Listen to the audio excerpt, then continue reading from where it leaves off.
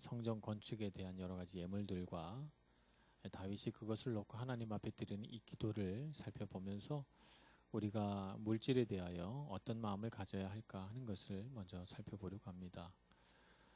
제가 결혼 예배학교 뭐 이런 걸 하면 반드시 한 주는 이제 재정 강의를 해서 저는 재정 강의를 여러 번 했기 때문에 이 결혼 예배학교를 하신 분들은 아마 한두 번씩 다 들었을 것 같은데 중복되더라도 또 들으시면 좋겠지요. 예, 또 여러분들이 저를 위해서 쉽게 잊어버려 주셨을 거라고 믿고 또 담대하게 중복되더라도 또 말씀을 드려보겠습니다. 우리가 하나님 앞에 은혜 받는 비결이 하나 있어요. 어떻게 하면 하나님께 은혜를 받을까? 우리가 받기 전에 하나님께 반드시 우리가 소중히 여기는 것을 드릴 때 또 우리가 하나님 앞에 많은 것을 받는다 하는 것을 알아야 됩니다. 많은 사람들이 주님은 부자시고 주님은 능력이 많으시니까 나는 내가 생각해 볼 때 너무 가난하고 부족하고 나는 능력이 없으니까 하나님은 주셔야 되는 분이고 나는 받아야 되는 사람이고 이렇게 생각을 합니다. 네, 그렇게 하나님과 나와의 관계를 이렇게 정리를 해놓고 생각을 해보면 나는 늘 받으려고 하는 사람이고 하나님은 주셔야만 되는 사람이고 그래서 하나님이 안 주면 우리는 마음이 쓴 마음이 생기고 그래서 원망이 쌓이고 이렇게 됩니다. 그리고 나는 못 받았는데 누군가는 받는 사람을 보면 괜히 그 사람이 시기가 나고 왜 나는 안 주시고 저 사람은 줄까? 내가 볼 때 내가 신앙 더 좋고 내가 더 열심히 하나님 앞에 신앙생활 하는데 저 사람에게는 저렇게 하나님 앞에 불성실한데도 마음껏 주시고 어떻게 된 것일까? 뭐 이런 의문들이 우리가 생겨납니다. 우리가 이것을 꼭 알아야 되는데 하나님 앞에 은혜 받는 비결은요.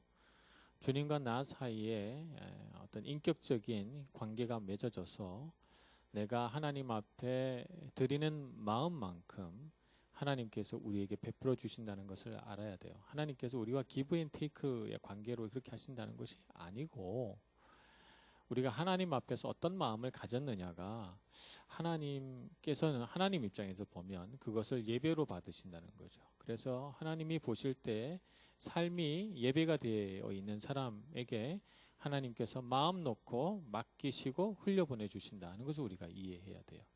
이 개념이 우리가 잘 잡혀 있지 않으면 우리 삶에 예배라고 하는 부분이 무너져 있으면 우리가 하나님께 아무리 은혜 받으려고 해도 은혜 받기가 어렵다는 것을 우리가 알아야 돼요. 오늘 우리가 다윗의 그 기도 역대상 29장 10절에서부터 19절 말씀을 읽었지만 그냥 여기 10절에서 19절의 모든 말씀이 뭐냐 하면 하나님을 향한 예배예요. 그 예배의 마음을 여러 가지로 표현한 거예요. 하나님께 드리는 물질로 백성들의 찬송으로 다윗의 고백으로 뭐 이렇게 다양한 방법으로 하나님 앞에 지금 열심히 드리고 있는데 우리가 그거 가운데서 물질만 본다면 하나님께 드리는 물질만 본다면 대단히 영적인 부분에서 오류가 생기는 것입니다. 물질을 드리기 전에 이미 다윗의 마음 가운데 하나님께 무엇을 드려도 아깝지 않다라고 하는 마음이 있다는 것을 우리가 이해해야 돼요.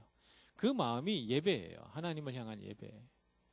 그래서 이 마음이 다윗에게 있었기 때문에 하나님께서 똑같은 마음으로 내가 너에게 무엇을 줘도 아깝지 않구나 라고 하는 마음이 하나님 아버지께 있는 것이죠. 그래서 우리가 하나님 앞에 일평생 많이 받을 수 있는 비결은 주님께 무엇을 드려도 아깝지 않다라고 하는 마음을 가져야 됩니다. 그것이 설령 내 재능일 수도 있고 내 건강일 수도 있고 내 물질일 수도 있고 내가 가지고 있는 무엇이든지 하나님 앞에 드려도 아깝지 않고 주님은 내가 무엇을 드려도 그것을 가지고 욕심내어 내 것을 빼앗고 취하시는 분이 아니고 그 드리는 나의 마음, 나의 중심을 보시고 오히려 나에게 그 이상 엄청난 은혜로 갚아주시는 분이시다라고 하는 것을 이해할 때 우리는 드리고도 용감하게 드리고 드린 후에도 우리의 마음이 충만해집니다. 여러분 그것을 꼭 이해하고 아시기를 바랍니다.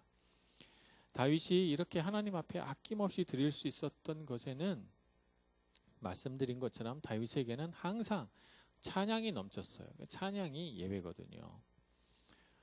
저는 하나님 앞에 예배하는 마음이 정말 정말 중요하다고 생각을 해요. 그래서 우리가 어떤 일을 내 혼자서 뭐 집에서 쉬고 있든 또 뭐 집에서 빨래나 설거지를 하고 있든 요리를 하고 있든 사람들을 만나든 언제든지 우리 안에 뭐가 있어야 돼요? 하나님을 향한 찬양이 있어야 돼요. 하나님을 향한 찬양이 있고, 그래서 우리가 어떤 상황 속에 우리가 불편하고 힘들고 어려운 상황 속에 들어가도 그 찬양은 변하지 말아야 돼요. 갈등 가운데 들어가도 하나님은 찬양받으실 주님이십니다. 고백할 수 있어야 되고, 내 삶이 궁핍하고 때로는 육신의 질병이 찾아와서 공고한 때가 이르러도 우리는 늘 하나님 앞에 내 상황과 상관없이 하나님은 여전히 찬송받으실 주님이십니다 라고 고백할 수 있어야 됩니다. 우리가 넉넉하고 아무 부족한 없고 행복하고 좋을 때만 하나님을 찬양하는 것이 아니라 정말 내가 부족하고 늘 궁핍하고 찌들려 있고 힘들 때에도 내 상황과 상관없이 여전히 주님은 선하시고 자비로우시고 찬양받으시기 합당하다고 선포할 때 하늘의 문이 열려서 하나님의 선하신 능력과 자비로우신 은혜가 우리에게로 쏟아져 내려오는 것입니다. 이것이 우리가 일평생 주님 앞에서 부유하게 살아가는 비결이에요. 우리 안에 영적인 순환이 이루어지게 하는 것이죠. 여러분, 이제 봄이 됐으니까 따뜻한 햇볕에 나가기 좋잖아요. 이태리는 이 햇볕에 있을 때와 그늘에 있을 때가 온도차가 한 10도 정도 나는 것 같아요. 거짓말 좀 못해가지고. 목사가 거짓말하면 안 되는데. 굉장히 온도 차이가 많이 나요. 한국에서는 온도 차이가 그렇게 크게 안 나는데 특히 봄날에는 아주 한 일교차가 10도 이상 나죠. 저도 햇볕에 나가 있기를 즐겨합니다. 햇볕에 나가서 이렇게 서 있으면 만물이 생동하여 순환하는 것을 보게 돼요. 물도 순환하고 생명도 순환하고 자연도 순환하고 모든 것이 순환해요. 하나님이 만들어 놓으신 이 많은 자원들이 어느 한 곳에 머무르지 않고요. 계속 순환합니다. 순환한다는 것은 살아있다는 거예요. 살아있는 것은 거꾸로 말하면 다 순환해요. 그래서 우리 살아있는 사람도 우리 몸 안에 있는 모든 것, 공기도 순환하고 피도 순환하고 우리 몸 안에 있는 모든 물질들이 다 순환해요. 그렇죠? 그래서 들어갈 건 들어가고 나올 건 나오고 이렇게 돼야, 순환이 잘 돼야 사람이 건강한 거예요. 그런데 순환이 멈추면 생명이 없는 거예요. 죽은 거죠. 모든 것이 순환해요. 그런데 우리 마음은 어때요? 물질은 순환하지 않기를 바라요. 물질은 다 와서 내게로 멈춰라. 이런 마음이 욕심인 거죠. 내가 모든 자원과 이런 것들이 다 내게로 와서 멈춰서 내 안에, 내 인생의 바운더리 안에 차곡차곡 쌓이면 좋겠다라고 하는 마음을 가지면 그것을 우리가 욕심이다라고 말하는 것이죠. 우리는 어떻게 해야 돼요? 물질도 순환시켜야 되고 영적인 자원도 순환시켜야 되고, 그래서 우리는 흘려보내면 흘려보낸 만큼 또 새롭게 받는 것이죠. 이 원리를 알아야 돼요. 어리석은 사람들은 물질을 자기가 잡으려고 하죠. 잡으려고 하다 보면 내가 물질을 잡는 것이 아니고 물질이 나를 잡아요. 물질이 나를 잡아서 꼼짝마 해버리죠. 그래서 물질에 묶여버려요. 물질에 묶이면 우리에게 일어나는 두 가지 현상이 있는데, 부자는 부자로서의 두려움을 갖게 되고 가난한 자는 가난한 자로서의 두려움을 갖게 돼요. 부자는 내가 가진 것을 잃어버리면 어떡하지? 여러분들 아직 경험을 못 해보셨겠지만 가진 것을, 좀 그런 두려움을 갖고 싶죠. 가진 것을 잃어버리면 어떡하지? 라고 하는 두려움에 빠져요. 그래서 내가 물질이 99개가 있으면 하나를 더 보태서 100을 만들고 싶지, 99개에서 98개가 되면 벌써 두려움이 와요. 부자들의 두려움이 그런 두려움이에요. 가난한 사람은 어떤 두려움이냐면 내가 필요한 것을 써야 될 때 부족할까 봐 두려워요. 그래서 내가 병원 가야 되는데 그때 병원비가 없으면 어떡하지? 내가 학교를 다녀야 되는데 학비가 부족하면 어떡하지? 나도 남들처럼 여행 가고 싶은데 여행 갈 돈이 없으면 어떡하지? 뭐 기타 등등. 이런 것들이 부족할까 봐 두려워요. 그래서 사탄은 물질에 묶여 있는 사람에게 계속해서 이 두려움을 넣어주는 거죠. 계속해서 두려움을 넣어주고 이 두려움을 넣어주면서 우리에게 하나의 속임을 일으킵니다. 그 속임이 뭐냐면 돈에 권세가 있다라고 하는 속임을 우리에게 주죠. 아, 돈의 능력이 있구나. 돈을 가지면 내가 사람들 앞에서 위세도 부릴 수 있고, 돈을 가지면 내가 사람들에게 존경도 받을 수 있고, 돈을 가지면 권력도 가질 수 있고, 돈이 있으면 내가 무엇이든 부족한 게 없겠다. 돈의 능력이 있구나라고 믿는 순간 돈에 묶이게 되고, 돈에 묶인 사람은 결코 돈에서 빠져나올 수가 없어요. 거기에 묶여버리죠. 그래서 돈이 하나님이 돼버려요.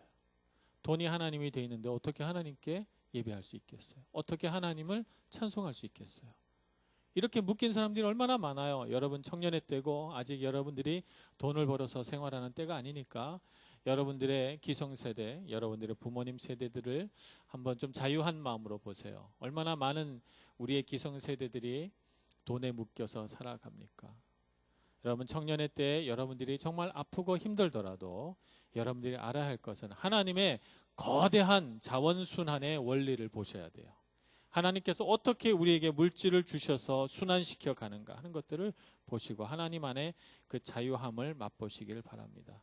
그 순환 가운데 있는 사람은 돈이 없어도 그것에 대하여 두려워하지 않고 우리에게 부어주시고 때를 따라 필요에 맞게 우리에게 공급해 주시는 하나님의 손길을 알게 되고 내가 많이 가졌다고 해서 그것으로 인하여 없어질까 봐 그것이 조금씩 무너질까 봐 두려워하지 않고 이 많은 것들을 통해서 어떻게 하나님께 영광 돌릴까 하는 것들을 생각하게 됩니다. 이것이 하나님께서 우리에게 주신 청지기 마음이에요.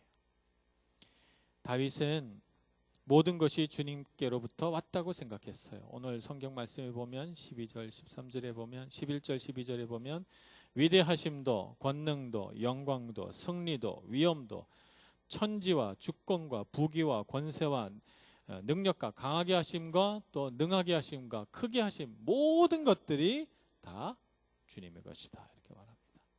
이 세상에 존재하는 사람들이 얻고 싶고 소유하고 싶고 가치 있다고 여기는 모든 것들이 다 주님의 손에 있고 주님의 것이다 이렇게 고백하죠. 그래서 내가 지금 주님께 드립니다만 다 주님의 손에서 내가 받은 것을 다시 드리는 것 뿐입니다 라고 고백을 하죠. 얼마나 위대한 고백이에요. 이 다윗의 고백 안에 다윗이 하나님 앞에 어떤 믿음과 예배의 마음을 가졌는가 하는 것을 충분히 이해할 수 있습니다. 여러분들이 청년의 때에 이런 마음을 훈련 받으셔야 돼요. 그래서 하나님께서 나에게 얼마든지 주실 수 있다. 하나님 안에 있으면 나는 대단히 부유한 자고 내가 흘려보낼수록 하나님은 더 큰 은혜의 통로를 여셔서 내가 흘려보낸 것보다 더 많은 것들을 나에게 흘려보내 주시고 하나님의 은혜를 누리게 해주신다 하는 것을 우리가 깨달아야 합니다. 그래서 우리는 자꾸 이 세상을 살면서 물질에 묶이려고 하는 우리의 마음을 하나님의 은혜 가운데서 풀어줘야 돼요. 자꾸 풀어줘야 됩니다. 묶이지 않게 주옵소서 기도해야 되고 하나님께서 주신 은혜 가운데 자꾸 우리 마음을 풀어주는 거죠. 풀어줘서 하나님의 주인 되심과 나의 청지기 직분을 이해하는 거예요. 그것을 이해해야 돼요. 우리 삶 가운데 이해할 수 있어야 됩니다. 그러면 우리는 자유합니다. 자유하고 자유함이 있기 때문에 여러분들이 이 세상 어떤 사람보다도 더 부자처럼 살아갈 수 있어요. 그리고 자신감을 갖게 되고요. 그러면 여러분들이 어떻게 되는가 하면 굉장히 부유한 사람 앞에 섰을 때도요. 여러분 당당할 수 있어요. 왜냐하면 여러분 안에 무슨 의식이 있기 때문에요? 부요의식이 있기 때문이죠. 그래서 저 사람은 그냥 하나님께서 조금 많이 주셨을 뿐이지 하늘나라에서 저 사람과 나는 똑같아 이렇게 생각이 들죠. 그러니까 내가 그 사람 앞에서 조금 더 주눅들거나 열등감을 느끼거나 위축되지 않아요. 또 가난한 사람 앞에서는 내가 조금 더 많이 가졌다고 뻐기거나 내가 조금 더 능력 있다고 그 사람 앞에서 위세를 부릴 그런 교만을 가질 수가 없어요. 그냥 그 사람도 그 안에서 하나님 안에서 부유한 거고 나도 그럴 뿐이니까 다 우리에게 맡겨주신 거니까 그렇습니다.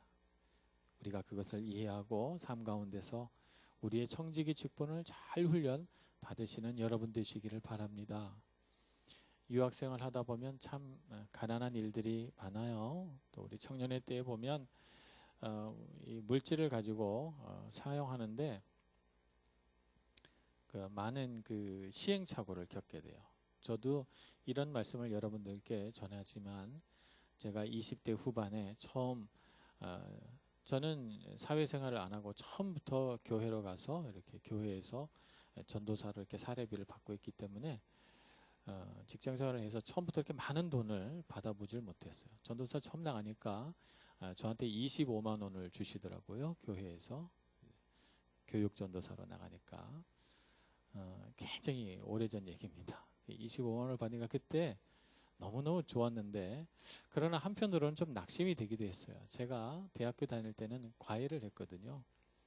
과외를 하면 일주일에 그저 한 2번 가고 한 달 하면은 20만 원, 30만 원 이렇게 줬어요.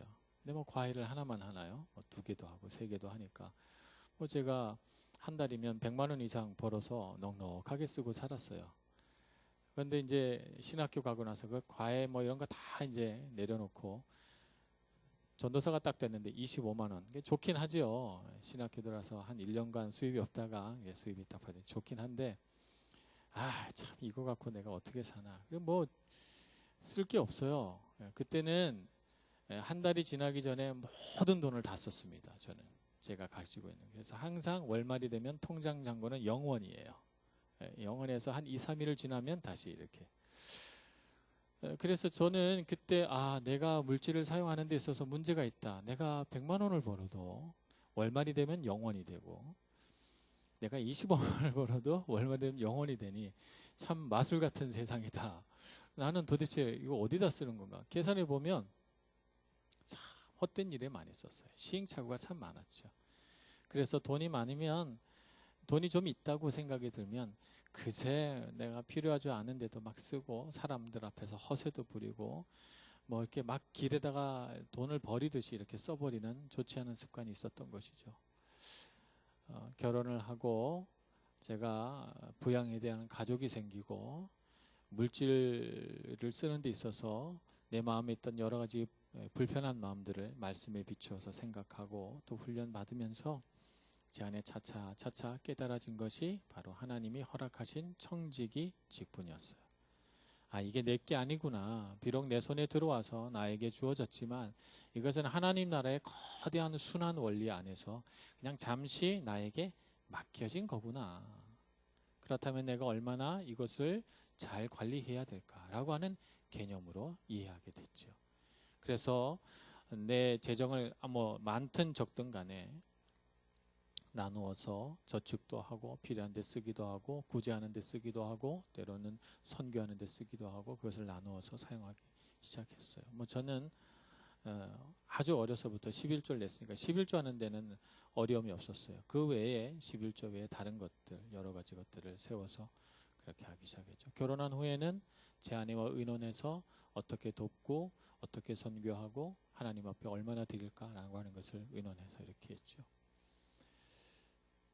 그래서 뭐 지금까지 쭉 살면서 경제적으로 쪼들리고 어려운 때도 참 많았지만 한 번도 저와 제 아내는 가난하다라고 하는 걸 생각을 해보질 않고 살았어요.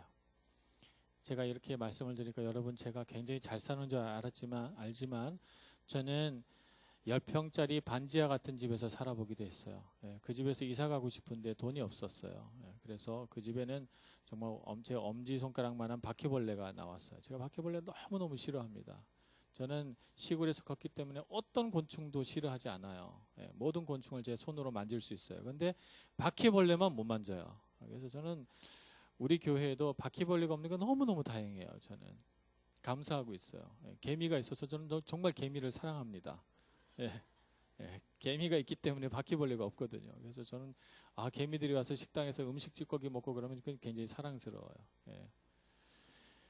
그렇게 바퀴벌레 싫었는데 그 집에 바퀴벌레가 있었어요. 그 집에서 제가 시험관 하기도 하고 뭐 고초를 많이 겪었지만 제 아내와 저는 그곳에서 한 번도 부족하다 이렇게 느껴보질 않았고 때로는 새들어 살고 있는 집주인이 나가라고 막 우리에게 좀 험한 말도 하고 해서 우리를 내쫓다시피 집에서 나가기도 했어요. 그런 경험도 했지만 그러나 막 우리가 분노하는 마음도 갖고 했었지만 그러나 하나님의 부유하게 해주심을 한 번도 의심하지 않았어요. 세월이 흐르고 어느새 저도 결혼 17년 차 이렇게 접어들었어요. 지나온 세월을 이렇게 돌이켜보면 참 가난한 순간부터 저는 부모님께 별로 받은 것도 없이 시작했기 때문에, 그럼에도 불구하고 하나님께서 모든 필요를 다 채워주셨던 거죠. 예, 채워주셔서 하나도 부족함 없이 해줬고, 저는 여러분에게 제가 경험했던 부유하신 하나님을 소개해드리고 싶고, 그런 하나님이 여러분의 하나님 되기를 소망합니다. 그래서 여러분을 얼마나 부유하게 해주실지, 여러분을 얼마나 이 세상의 그 풍부한 것들을 누리게 해주실지에 대해서 여러분도 이해하고, 여러분의 일생 동안 하나님께 맡기고, 주님 안에서 여러분의 은혜의 통로가, 축복의 통로가, 물질의 통로가 점점 더 커져서 많이 흘려보내고 또 많이 받으시는 여러분들 되시기를 축복합니다. 그러니 여러분, 현재만 보지 마세요. 여러분이 마침내 하나님의 부유하심을 마음껏 누릴 그 미래를 내다보시고, 여러분이 제 나이 될 정도 되면 아마 저보다 훨씬 더 부유한 사람이 돼서 하나님께 영광 돌릴 수 있을 거라고 믿습니다. 그럼에도 불구하고 우리가 꼭 잊지 말아야 할 것은, 우리가 이 땅을 나그네로 살아가고 있다는 거예요. 이 땅의 것들 중에 어느 한 가지도 우리가 가지고 갈 수가 없어요. 나그네로 살고 있다는 것이죠. 다윗이 시편 39편에서 어떻게 자신의 신앙을 표현했는가 하면, 시편 39편 6절에 보면, 진실로 각 사람은 그림자같이 다니고 헛된 일로 소란하며 재물을 쌓으나 누가 거둘는지 알지 못하나이다. 이렇게 고백합니다. 제가 장례식 가면 꼭 이 구절을 읽어요. 누구에게 말해주려고요? 자손들에게 말해주려고. 우리가 열심히 수고하고 재물을 쌓으나 누가 가져갈지 몰라요. 부모님이 돌아가셨지만 부모님이 하늘나라 가는데 돈 지고 가시는 분들 봤어요. 열심히 재물을 쌓지만 누가 가져갈지 몰라요. 그래서 안타깝게도 장례식 끝나고 형제들끼리 분란 나고 싸움 나는 게 정말 많아요. 재산 문제 때문에, 재산 다툼 때문에. 그래서 장례비 누가 내냐, 남은 재산 누가 하냐, 아버지로 돼 있는 집 누가 갖냐, 이런 문제 가지고 형제들끼리 불화합니다. 그러니 사람이 살다가 이 세상을 가게 되면 내가 쌓고 수고한 이 모든 재물이 누가 가져갈 줄 몰라요. 이것이 우리가 이 세상을 살아가는 이치죠. 왜 그런가요? 그냥 우리가 이 세상을 나그네로 왔기 때문이에요. 그냥 나그네인 것이죠. 그러니까 우리가 이 세상을 살아갈 때, 그냥 하나님께서 내게 나그네 된 삶 가운데 이런 것을 주시고, 때로는 한국 땅에 머무는 나그네 생활 동안에는 이렇게 나에게 베푸시고, 이태리 땅에 나그네 되었을 땐 또 나에게 이렇게 주시고, 나를 이렇게 저렇게 채우시고 돌보시고 부어주시는구나, 이렇게 이해하고 하나님의 그 보호하심 아래서 하루하루를 살아가는 겁니다. 내일을 생각하지 않고 오늘 하루 주신 것에 감사하고, 오늘 한 끼에 감사하고, 내일 일은 내일이 염려하게 하고, 우리는 오늘에 감사하고 오늘 우리에게 이루시는 하나님의 나라를 기뻐하면서 살아가는 것이 우리가 이 세상을 행복하게 살아가는 비결인 줄로 믿습니다. 그러니 주님 앞에 이 모든 일을 선하게 하시고 바르게 하시고 풍족하게 채워주실 주님을 기대하고 소망하면서, 그런 하나님 나라의 아름답고 정직한 청직이 되시기를 간절히 축원합니다.